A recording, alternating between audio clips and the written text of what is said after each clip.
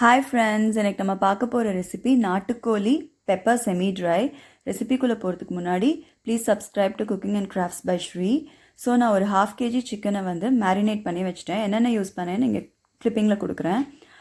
ஒரு கடாயில் ஆயில் ஊற்றிட்டு பட்டை கிராம்பு தாளிச்சிட்டு கொஞ்சம் கருவேப்பிலை போட்டிருக்கேன்.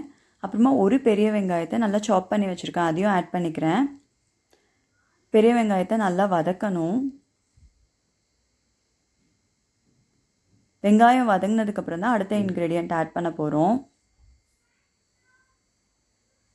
ஸோ அதுக்கப்புறமா வந்து 3 பச்சை மிளகா வந்து வெட்டி வச்சுருக்கேன், அதையும் ஆட் பண்ணுறேன். என்னென்ன ஆட் பண்ணுறேங்கிற இன்க்ரீடியன்ட்ஸ் லிஸ்ட் வந்து டிஸ்கிரிப்ஷன் பாக்ஸில் டீட்டெயில்டாக கொடுக்குறேன், பார்த்துக்கோங்க.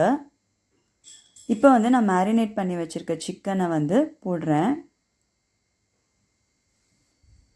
ஸோ அதை வெங்காயத்தோடு நல்லா மிக்ஸ் பண்ணி விட்டுக்கோங்க. இது வந்து ஆல்ரெடி மேரினேட் பண்ணனால சாஃப்டாக இருக்கும். 2 டீஸ்பூன் கொத்தமல்லி பொடி ஆட் பண்ணுறேன். அப்புறமா ஃப்ரெஷ்ஷாக பெப்பர் வந்து மிளகு அரைச்சி வச்சுருக்கேன், 2 டேபிள் ஸ்பூன் மிளகு, அதையும் ஆட் பண்ணுறேன். இப்போ அந்த மிளகு சிக்கனோட நல்லா மிக்ஸ் ஆகுற மாதிரி மிக்ஸ் பண்ணி விடுங்க.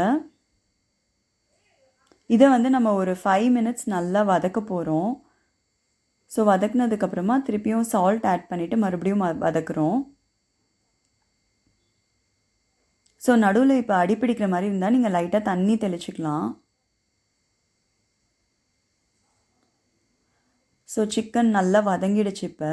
இப்போ வந்து நம்ம ஒரு 1/2 கப் தண்ணி ஊற்றி நல்லா இந்த சிக்கனை வந்து தண்ணியோடு சேர்த்து கொதிக்க வைக்க போகிறோம்.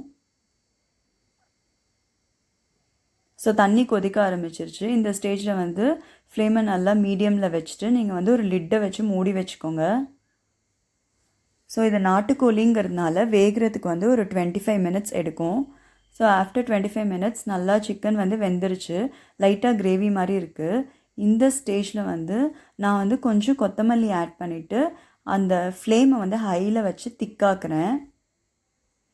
ஸோ இப்போ ரெடி ஆகிடுச்சு, நல்லா திக் செமி ட்ரை சிக்கன் ரெடி ஆகிடுச்சு. இதை வந்து நீங்கள் இப்போ சர்வ் பண்ணிடலாம். உங்களுக்கு இந்த வீடியோ பிடிச்சிருந்துச்சுன்னா லைக் பண்ணுங்கள், உங்கள் ஃப்ரெண்ட்ஸ் கூட ஷேர் பண்ணிக்கோங்க. ரெசிபி ட்ரை பண்ணிவிட்டு கமெண்ட்ஸ் சொல்லுங்கள் எப்படி இருந்ததுன்னு சொல்லிவிட்டு. சேனலுக்கு சப்ஸ்கிரைப் பண்ணிக்கோங்க. தேங்க்ஸ் ஃபார் வாட்சிங்.